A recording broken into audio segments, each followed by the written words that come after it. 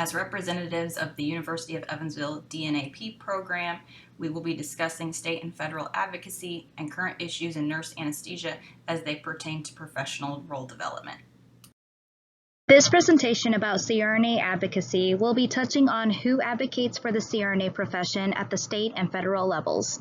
We'll discuss the federal requirement for physician supervision of CRNAs, also known as state opt-outs, the details of what opting out means, the benefits for it, the leading cause for opposition, and why Indiana is not an opt-out state. The later half will be about current issues in nurse anesthesia, including our political win. This is a rundown of how nurse anesthesia advocacy impacted the specialty within the past century. The opposition has extended its resistance to impact legislatures since the very beginning, so CRNAs have had to protect its profession since its rise in the 1800s.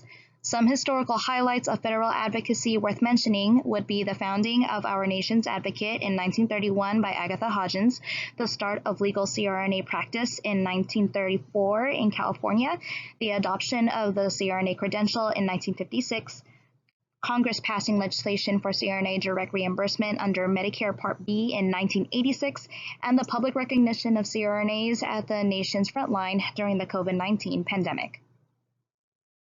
The American Association of Nurse Anesthesiology represents the interests of CRNAs and advocates for the profession at the federal level. Their mission statement reflects this and states, "The AANA advances, supports, and protects nurse anesthesiology." Their vision statement and motto also show that the AANA is devoted to helping CRNAs provide safe, effective, and patient-centered anesthesia care. The CRNA Political Action Committee, or PAC, is funded by voluntary contributions and works directly with federal policymakers to promote election of pro-CRNA Congress members. The AANA core values are listed here. The core value of advocacy is most relevant to our topic today. It states, "We shape the debate on important healthcare issues and ensure that our members have a voice." Each state has their own CRNA association. They advocate for their respective state CRNA community and address state issues and practices according to state law. CRNA practice has been deferred to the state's governor regarding physician supervision of nurse anesthesia. By deferring to state law, specific needs to the state's population are addressed. That being said, lobbying has been an integrative part of the advocating culture. For our state of Indiana, we have the INANA, the Indiana Association for Nurse Anesthetists, and the CRNA Dream Political Action Committee, a committee that dedicates their efforts to support political candidates with similar goals for patient care and therefore the best interests for the CRNA community. To this day, there are several federal and state issues that call for CRNA advocacy. In Indiana, this includes the lack of opt-out status. The INANA advocates for CRNAs in the state of Indiana. They give CRNAs an effective voice and visibility within the healthcare community and Indiana legislature. They advocate for government relations infrastructure that demands a seat at the legislative table. They also protect and defend CRNAs' rights to practice in the state of Indiana, as well as advocating for advanced professional growth of Indiana CRNAs and their practices. There are many issues in the nurse anesthesia profession. Over the next several slides, we will be touching on just a few of them, including issues specific to Indiana, the federal requirements for physician supervision of CRNAs, the reducing of barriers during the COVID-19 pandemic, as well as we will touch on some issues that include veterans and anesthesia care, rural anesthesia services, provider non-discrimination, and the Protect My Pain campaign. The last few topics we will hit include the lack of CRNA graduates to fill the demand, as well as wellness surrounding the profession. Since UE's nurse anesthesia program is located in Indiana, we're going to discuss CRNA practice in Indiana a bit more in depth.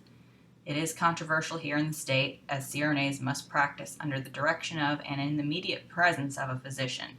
In some facilities, such as Memorial Hospital in Jasper, this requirement is met by supervising surgeons. This is known as a collaborative anesthesiology team. In other facilities, such as Deaconess Hospital in Evansville, supervising physician anesthesiologists preside over a team of CRNAs. This is known as an anesthesia care team model and can be further divided into medical direction versus medical supervision. According to the 122nd Indiana General Assembly, a CRNA is a registered nurse who has graduated from an accredited nurse anesthesia education program, has passed the Council on Certification of Nurse Anesthetist Certification examination, and is properly certified and in compliance with criteria for biennial recertification. To practice anesthesia in Indiana, CRNAs must meet the following criteria: hold an active Indiana or compact RN license, be NB CRNA certified, and have graduated from an accredited master's or doctoral nurse anesthesia program. In Indiana, CRNAs are not considered advanced practitioners such as APRNs in the state administrative code. Thus, CRNAs are not required to hold an advanced practice license to practice anesthesia.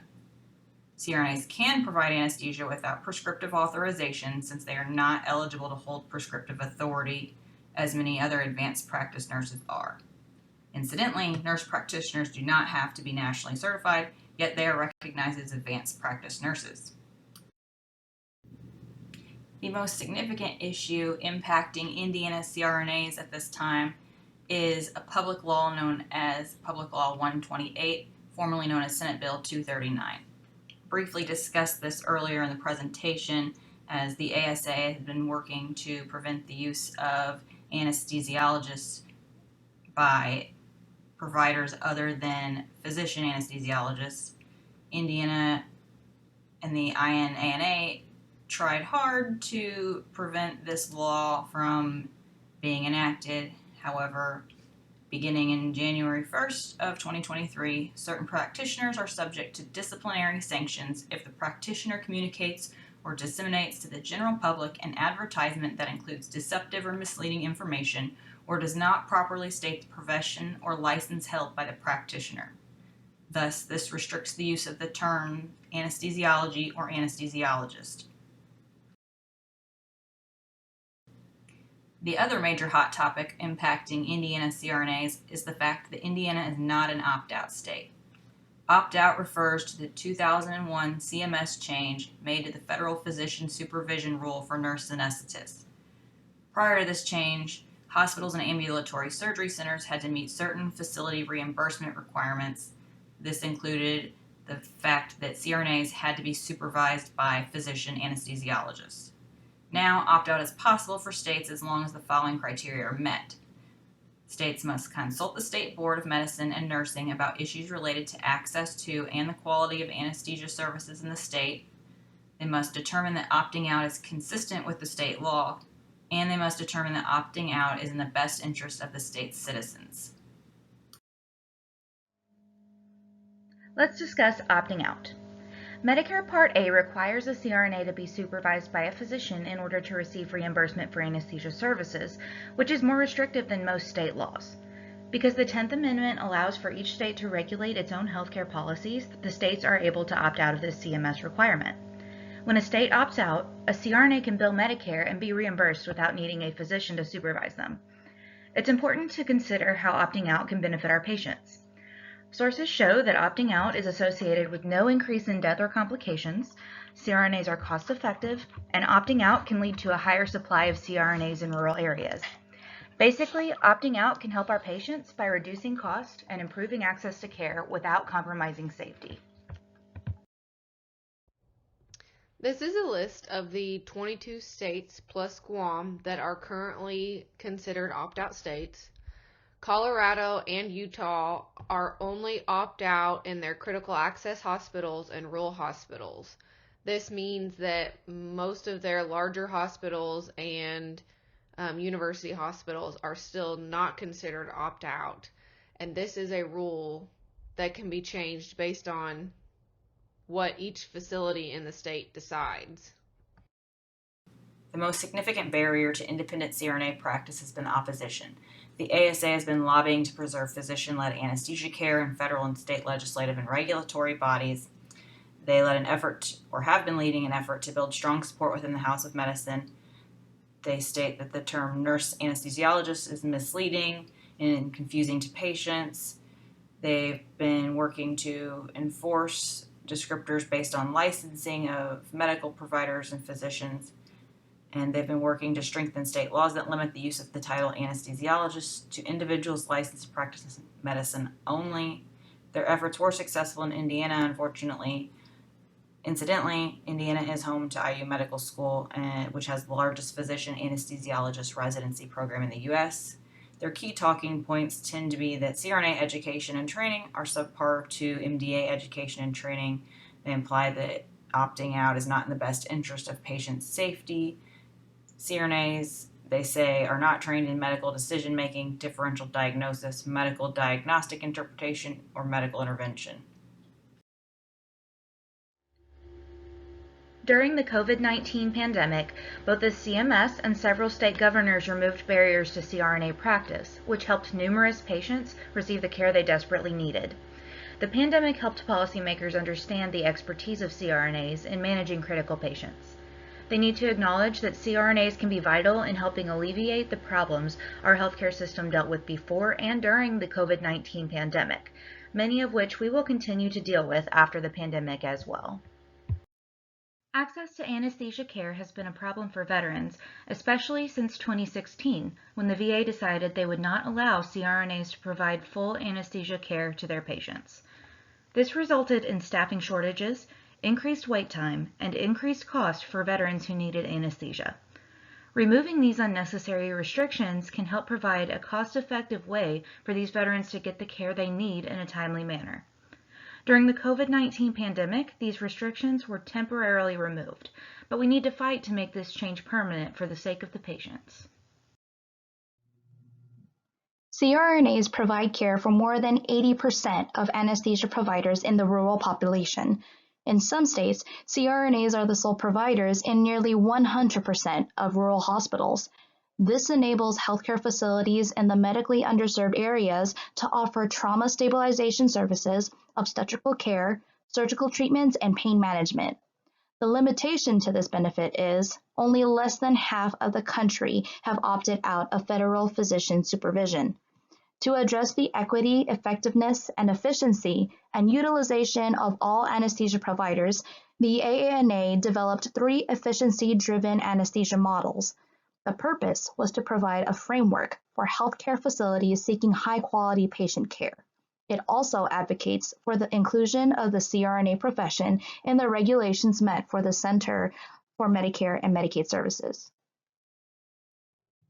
Healthcare plans and private insurers have the latitude to determine all aspects of the benefits they insure. It was evidently seen in 2011 when several health plans prohibited reimbursement for anesthesia and pain management services provided by CRNAs. This discrimination compromised patient accessibility to care greatly. So in 2010, Congress enacted into law the Provider Non-Discrimination Provision, which prohibits health plans from discriminating against qualified licensed healthcare professionals solely on the basis of their licensure. This promotes that access to healthcare, consumers' choice, and helps reduce healthcare costs through competition. This provision will also respect local control of healthcare systems and local autonomy in the organization of health plans and benefits.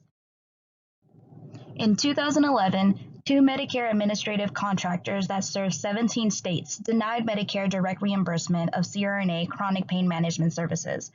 CRNAs play an important role in the reduction of the risk of opioid overdose and need for prescription opioids that lead to opioid use disorder. As knowledge of the pain experience, corresponding neurobiology, pain management and treatment modalities, and related technologies evolve, the role of healthcare professionals in management and treating pain will also evolve.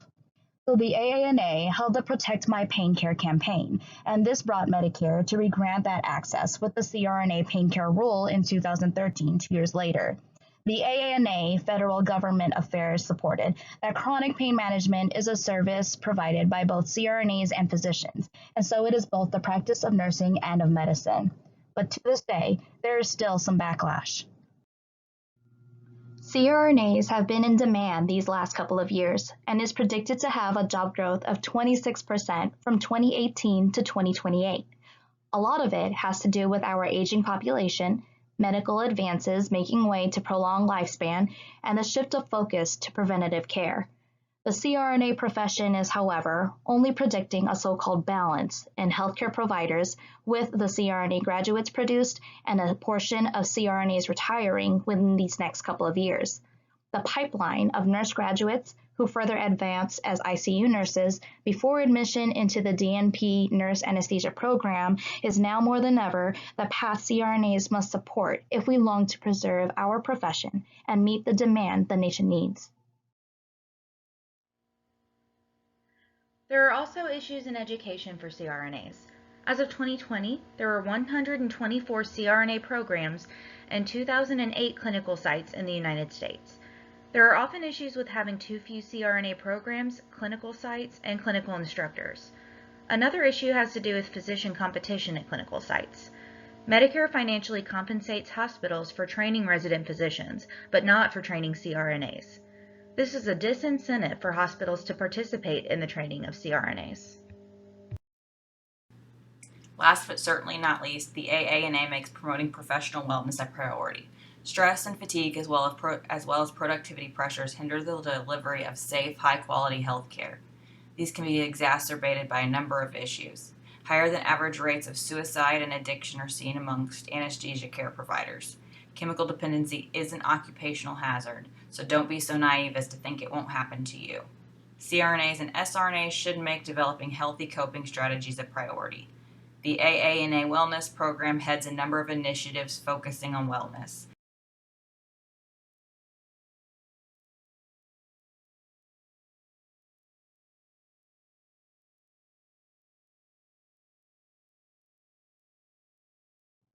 Advocacy for the CRNA profession holds intention to grow in order to meet the nation's growing needs for high-quality healthcare. Though there are existing influences saying otherwise, the AANA's goal is not intended to eliminate the anesthesiologist profession. The nation's future healthcare needs will rely more on anesthesia specialists than the claim on the specialty itself. Nursing, the foundation of every CRNA's career, is not a breeding ground for competition, and nurse anesthesia school does not provide that opportunity to make it that way either. The responsibility of the AANA and its state organizations is to be the voice for CRNAs and their scope of practice. The CRNA community values cooperation, expertise, autonomy, and respect for the rest of the healthcare team they work with. Our work ethic and advanced skill set is meant to protect the patient. It will only be a matter of time that the state and federal levels watch us do so. And in the words of Sandra Ouellette, former yet vocal AANA president, we're not done yet. This concludes our presentation on state and federal advocacy with current issues in nurse anesthesia. Thank you for your time and attention.